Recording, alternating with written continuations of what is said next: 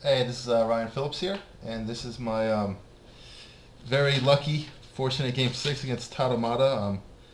I thought this was a very important game as far as the tournament situation and prize funds go. We both had 3.5 going to last round, so if anyone could get a full point, we knew we'd probably get our entry fee back or possibly like a few more dollars, which ended up happening, which of course is always nice when you get your entry fee back. So you can at least justify playing the next year for sure.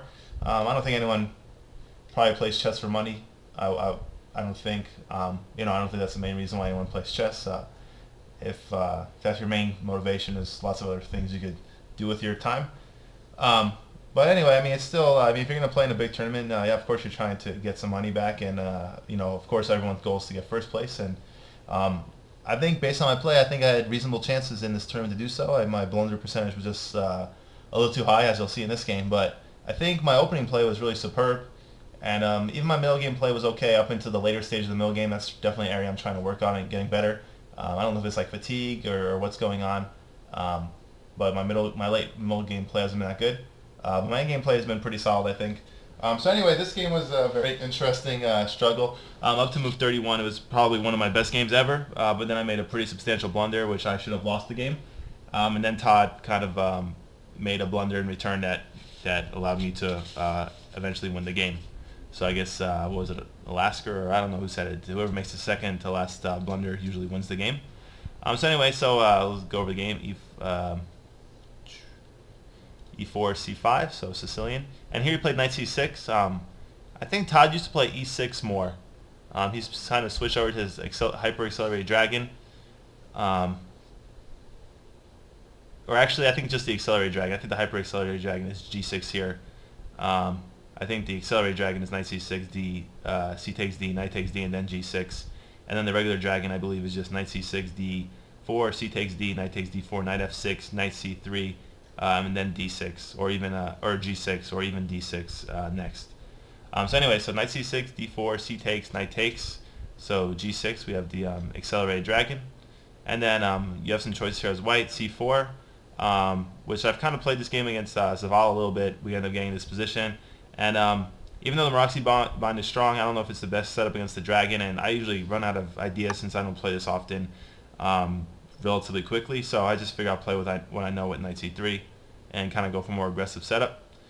Bishop g7, bishop e3, knight f6, and then so this is the crucial part in the line. A lot of players, if they don't know it, they might play f3, thinking that this is the same as the dragon. What the difference is, normally black will play d6 first. So if you play f3 here, that's a significant mistake because then d5 is possible. So you basically have to stop d5 immediately. So otherwise, black really equalizes. So I played bishop c4.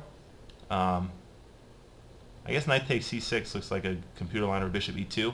I think bishop e2 is probably an okay move, just more of a quiet position. But I think after bishop e2, let's look at a new variation. Maybe, I don't know, maybe if d5 is any good here. Oh, I guess you just moved the bishop again. So that seems strange to me. I don't know. And then on f3. I thought the idea is d5, so I think black should be able to get d5 in here. So let's look at f3 again. Castle. Let's try bishop c4. And now it looks like queen b6 is pretty good. So I think you're just like one tempo too slow. So you have to be careful here. And then if the knight takes, then this knight on d4 is attacked 3 times. And if you take here, yeah, of course, queen takes e3, and knight f5 probably runs into yeah, knight takes c3. So yeah, so basically you have to be careful here. So f3 is pretty bad move. So bishop c4 is main idea, just to prevent d5. And then Todd played queen a5, so he's pinning my knight on c3 to my king, and he's now threatening to take the e4 pawn. So this is a nice setup from black. It kind of forces me to castle kingside, and then he's kind of banking on knowing the positions a little better than I do. Personally, I don't know. Personally, I think this is kind of like a blitz line, kind of a coffeehouse type chess. Not to not to impugn Todd's opening choice, but personally, it just seems like it's kind of based on cheapos more than sound play. I mean, I'm not really sure what the queen on a5 is really doing. I guess it has the idea of maybe centralizing to e5, but I don't think the queen could stay there for too long. So anyway, castle, castle, and then bishop b3 is the main line, just to avoid any tricks with knight takes e4, knight takes e4, and then d5. So so I played bishop b3. So this bishop's on a nice diagonal here. It's kind of hard to contest this bishop.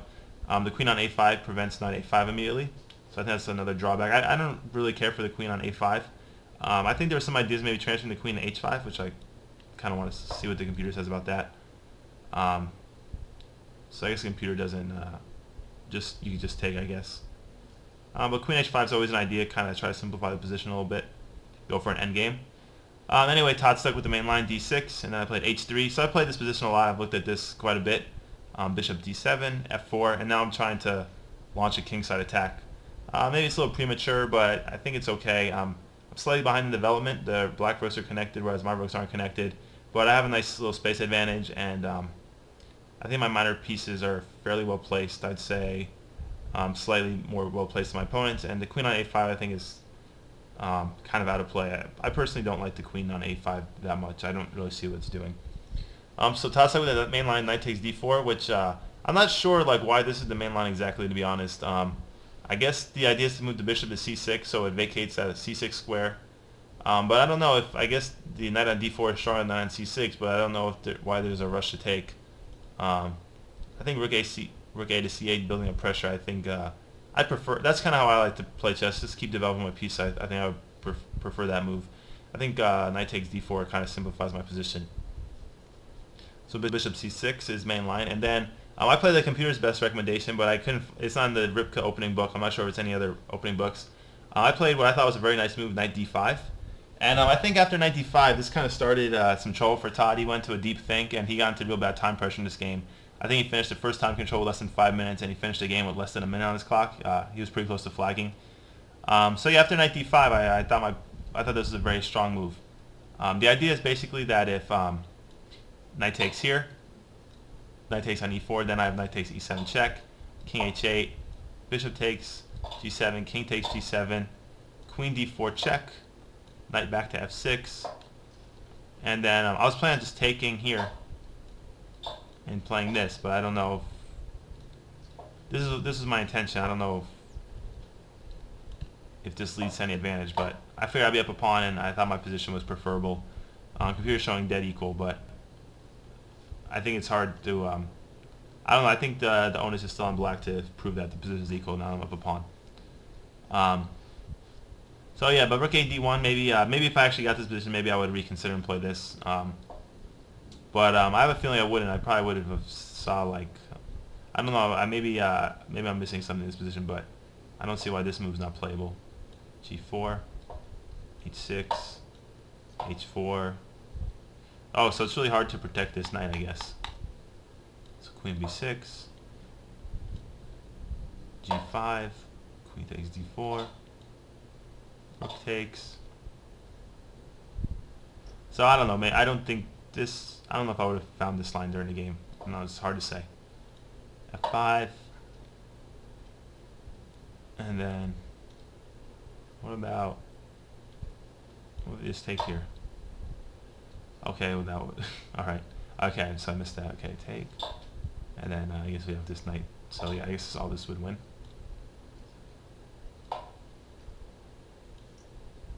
Yeah, so all this would win. Alright, so yeah, this is what I was looking at. And then another crucial line is if knight takes here, take, and then if bishop takes d5, this would be a significant blunder on account of bishop takes g7. And then if you try something like this, just keep picking up pieces.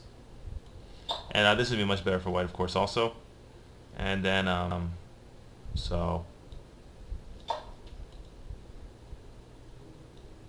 and then if bishop takes d4, check, queen takes d4, and now the pawn's protected twice on d5 with the bishop and the queen. So this was all part of my strategy. So black played rook a to e8 here, which I thought was maybe a mistake, but the computer really liked this move. So Todd's a good player. He found a good nuance in this position. Um, so I considered just simplifying the position here, but I couldn't. I don't know if this would be any good for. I thought this might be a little bit better for black, and it looks like it is. So even though the king side structure is weakened, it looks like the black piece is a little bit more active than white's at the moment. So I rejected that variation. So here I kind of played just, I repeated moves by mistake, so this wasn't my intention. I played bishop c3. So this wasn't really my intention. Queen c5, or, no, he played, yeah, it wasn't queen b6 check, it was queen c5 check.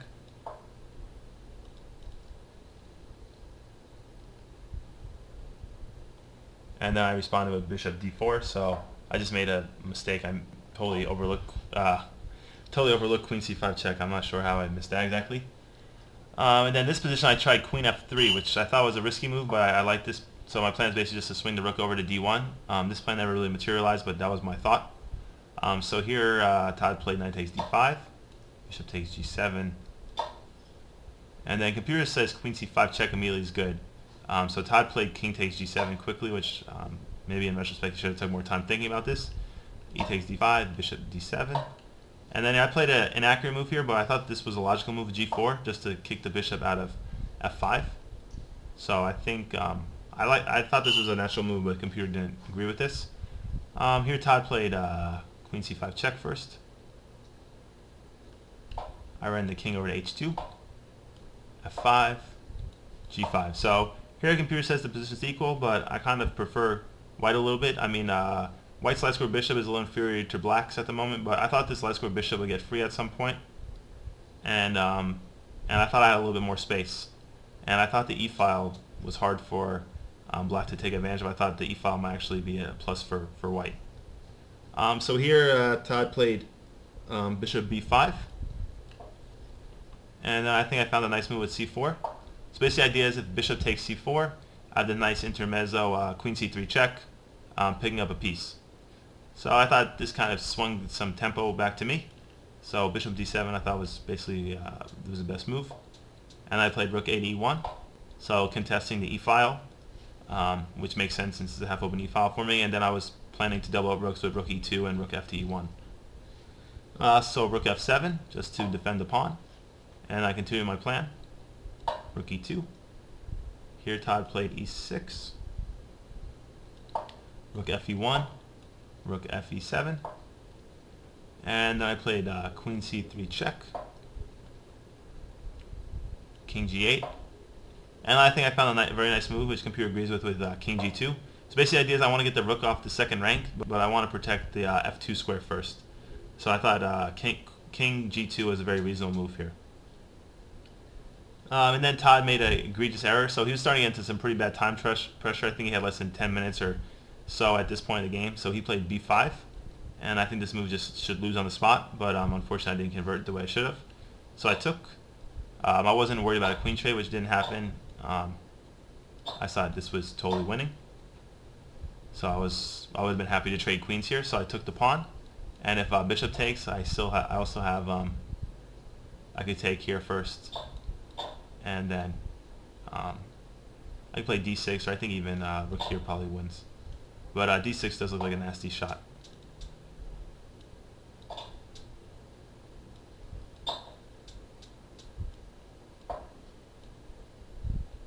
Yeah, so this looks real nasty. So he took back with the queen, which I think is the best move. And here I took the pawn, so I won a pawn. Bishop c6 check. Here I think I played a very inaccurate move based on this situation. I think king g3 is a natural move. I kind of rushed my moves a little bit. So I think I made a very rookie mistake in this stage of the game. I kind of played faster since Todd was in time pressure, which is really the opposite of what you're supposed to do. When you have the time advantage, you just play your normal game, and if you make strong moves, you know, your opponent's going to have to use more time to think, or they're going to move too quickly, and it greatly increases the odds of them making a mistake.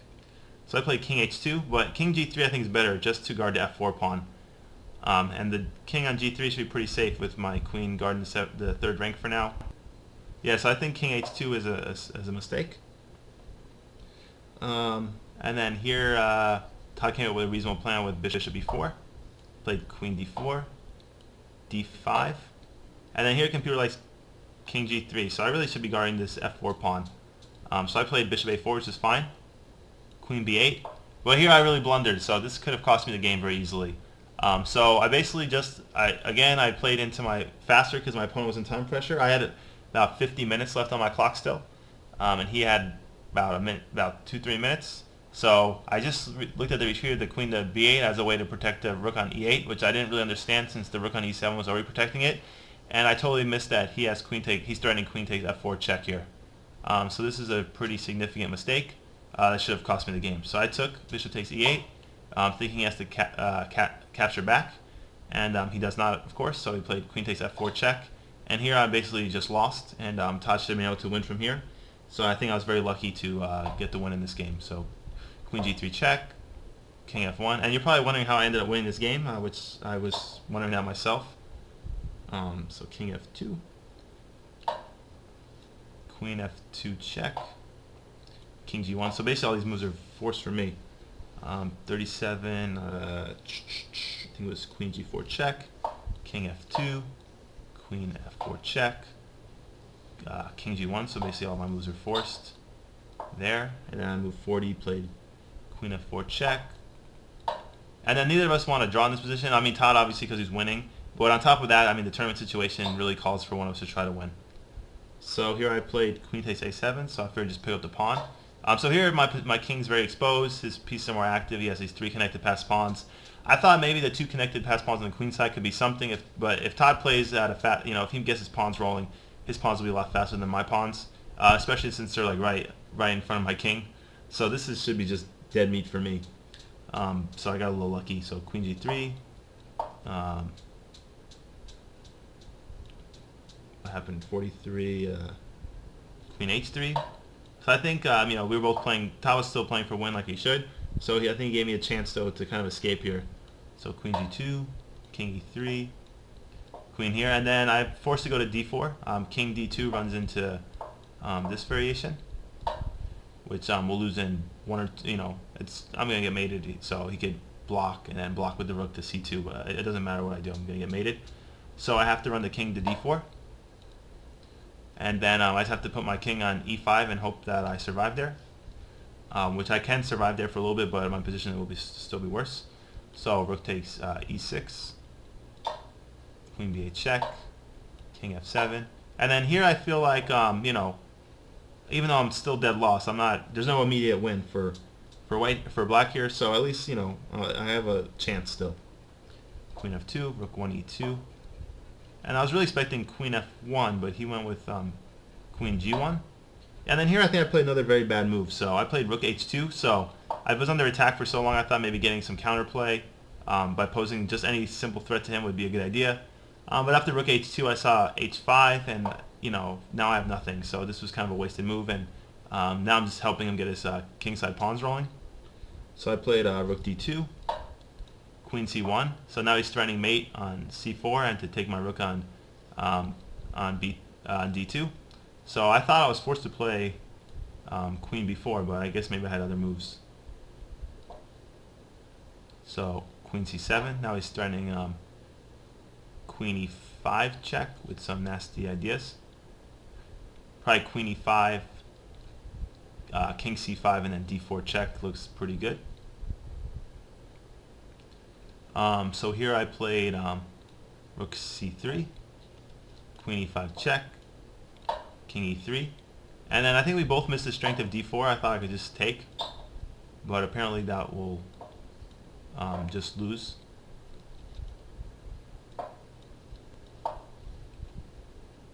So I think if he wasn't in time pressure, he would have saw this, or even this looks like it should be made too. Oh no, I'm sorry.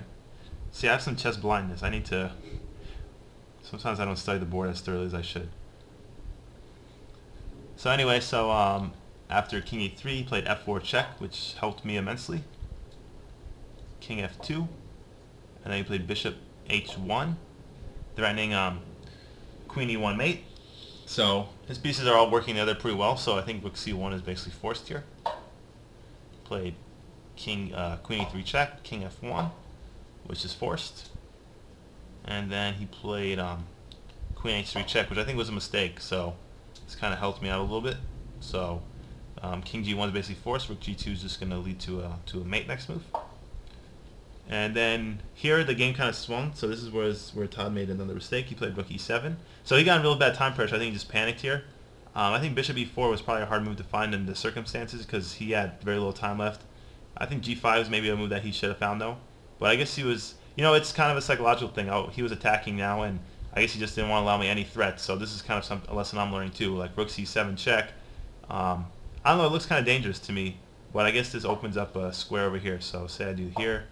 Yeah, so the g5 move is hard to see. It's hard to see that it opens up the g6 square maybe immediately. Maybe if he had lots of time, you'd see this, but in his time pressure, he missed this move. So he played a blunder with rook e7, and now I'm the one that's gonna win. That should win the game. So it looks like this f4. I don't know if there was like bad lighting in the hall on the f4 square or what happened, but we both had mutual chess blindness on the f4 square. So I took, and here it's gonna be all over soon. So king g7, rook f2. And then notice like any queen checks, like queen g4, I just take, and then I win the bishop on h1, and then I'm going to win the game with the extra rook that I have. So here he played king h7, I believe, which was a good move, I thought. But luckily I have this resource rook c7, and the idea is that he can't play rook e1 check because he's pinned to the king. So I took a long. I had tons of time left. We're in the second time control, so I had over an hour. So I thought my first instinct is rook c7 probably wins, but I really finally took my time and tried to work everything out to a mate here, or pretty close to as I could. So I saw this move, rook c7, and then Todd had about, I think he had 38 seconds left on his clock here, so he took immediately, and this leads to a checkmate. So I took king h6, queen f4 check, king g7, and then queen f8 check, and here Todd resigns. So I was pretty ecstatic. I mean, I went from playing very well, I thought, to missing queen takes f4, which was a big blunder, which should have cost me the game. But other than that, I think I played very well to get out of the. I knew there was some crazy things for Todd in this position, so I thought I played very well to get out of it. I mean, I could have easily have collapsed after I hung my pawn, but I kept fighting and kept trying my best, and good things happen usually when you don't give up. So that's what I tried to do.